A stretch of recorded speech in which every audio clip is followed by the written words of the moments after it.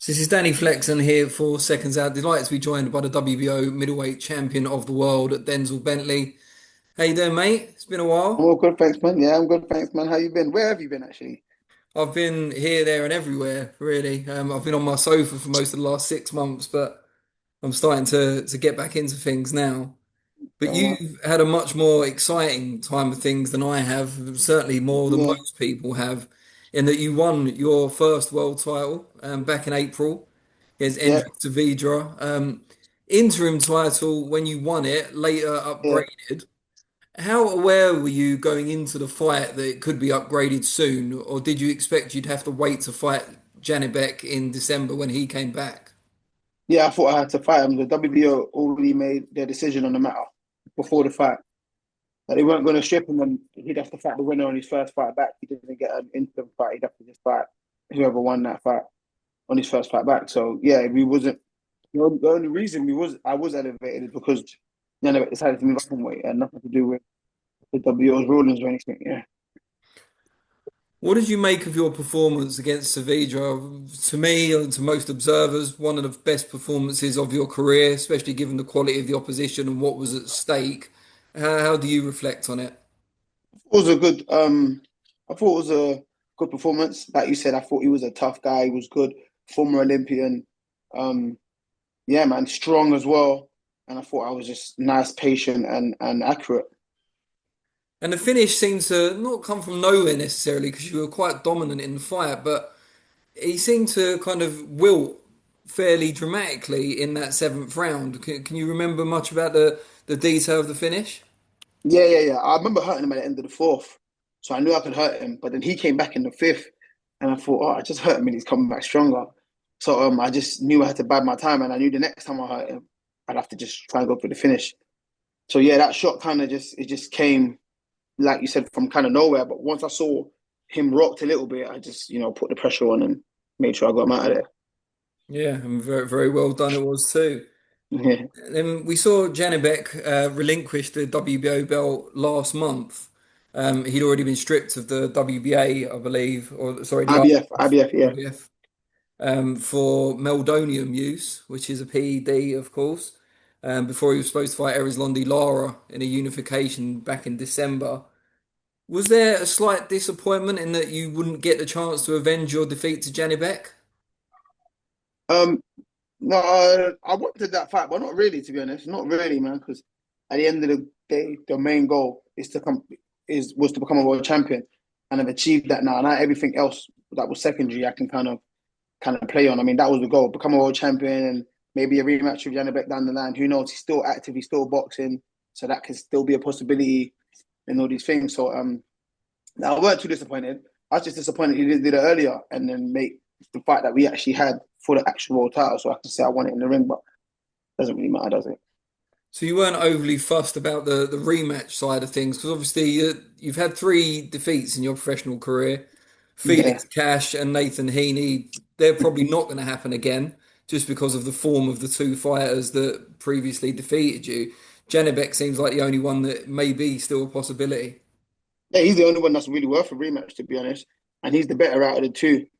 So yeah, I would have loved that. I wasn't shying away from it. I would have definitely, had that fight. I would have had a fight in between, but I definitely would have, you know, been up for having that fight in December when he was back. But he decided to move up, and who knows in the future I can move up and he can still get that fight going on. If I'm being honest.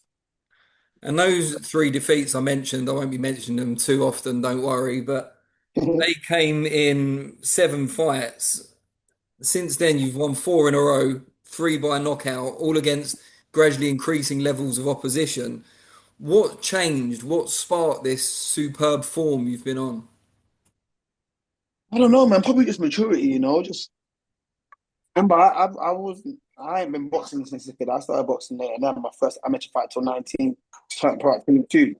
I'm fairly like only had 17 amateur fights as well, so just like learning on the job. But just my I've always been up for a challenge. I've never shied away from a challenge, so I took a few fights early. Some fights I didn't need to take, I took just because of pure, I don't know, stubbornness or just just willing to take the competition. So I just think as I've gone on, the longer I've been boxing, the more I've matured, the more I've settled in my style, the more I know who I am and the type of style that that suits me best. And I think that's sort of where it's come from. So yeah, And the WBO made their decision to upgrade you recently. They also said they would be making a decision in due course about your mandatory obligation. Have you heard any more about that, whether it is likely to be next or not? no, no, not yet. I just know that the guy that is meant to be mandatory is boxing this month. So maybe after his next fight, a decision will be made on what's going on. But no, as of right now, I haven't heard anything. Would you like to get the mandatory out of the way next, or would you prefer to have the chance to make possibly a big money voluntary? Yeah, I definitely prefer to have a voluntary, especially if it's it can be a big money fight.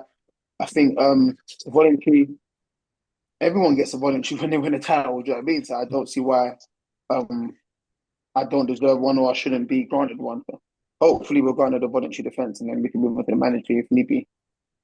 And you've got the rival champions at your weight. You've got Erislandy Lara, who we've already mentioned, Carlos Adames, WBC champion, and Aaron McKenna, who only recently won the IBF belt against Aliha Yeah, a week and a half ago, I think it was.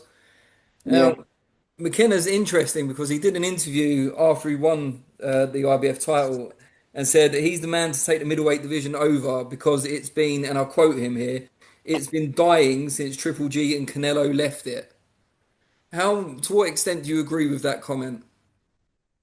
I mean, boxing's boxing, is. You're always gonna have waves, and like I still think it's a tough division. I just think the only reason why it's dying is because, or people think it's dying, is because there isn't a superstar name in it that is a champion yet. All these fights are tough fights. Adamas is a tough fight. He's just not a global name or a superstar. Everest Lara, we know he's quality already. He's just not that superstar name. Um, Aaron McKenna himself, good fighter, not a superstar name. So if they can be a star in the division, then that makes it exciting for the casual fans. But all in all, like every fight is in the division is a good fight. There's so many, even outside of the champions, that the mandatory are meant to be having. Hernandez, good Yeah. fighter. You know what I mean? Like really good fighter. Is it Ramos? Good fighter. There's loads of good fighters, man. There's a lot of them at this weight. There just hasn't been that breakthrough superstar fighter, but they can all fight at this weight class. But if you're keeping a close eye on it, you'd see. But people aren't. They're just looking for the big names that sell arenas and all this. Yeah, We'll talk a little bit more about Hernandez in a few minutes, but you mentioned Aaron McKenna there, who obviously recently won the IBF belt. What do you make of him as a fighter? And is he someone you've perhaps sparred in the past? no, I haven't. Well, I've never come across him to be honest. Never sparred him. I think what it looks like, what I've seen, he looks like a very good fighter to me. I mean, you don't become more champion if you're not. So I do rate him in that respect. I think he is a quality fighter. He has a lot of tools early in his career. I think I saw him scrapping a lot. Now, and like his last few fights, I've really seen the boxing side to him. So yeah, he's got a few tools to his game. So yeah, I do rate him.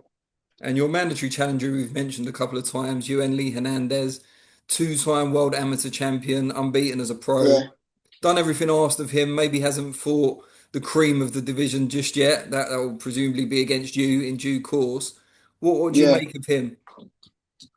I think he's a good fighter too. I think he's quality.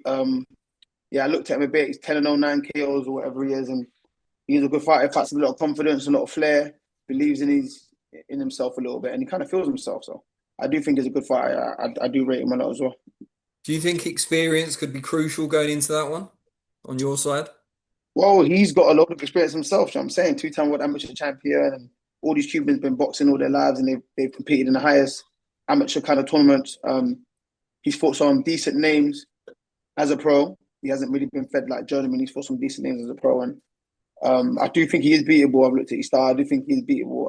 But yeah, I'm not really fussed about him. I don't think he's anything special. He's not scary to me if that's the thing. Yeah, Now, it wouldn't be a Denzel Bentley interview in the last few years without mentioning Chris Eubank Jr. at least once. yeah, Um, he's potentially coming back in Africa, Nigeria to be specific, in December. yeah, Um, given your own roots in Ghana and you haven't fought in Africa yet as a pro, yeah, would you be interested in a Eubank Jr. fight out there? yeah. I'd love a fight with him, but it doesn't seem like he's coming back to challenge himself or have any real fights or these world title aspirations that he said that he claimed he had. I don't think he's really, sticking to that route. He's come back to fight Kell Brook. He's been retired for probably, I don't know how long Kell Brook been retired for, about 9, 10 years. Or Uh, Trying to think when the no, Amir Khan fight. he fought Crawford in lockdown. So probably about 6, 5, 6 years he's been Yeah. retired. Been retired about for about 5, 6 years, and that's who he wants to come back and fight. So I don't think he's interested in real fights or becoming a world champion or putting himself in any real danger. And that's fair, man. He's done what he's done. He is getting on, and he just wants to clean up and make some money. So fair play to him. But if he does want a challenge, I'm more than happy to present him one.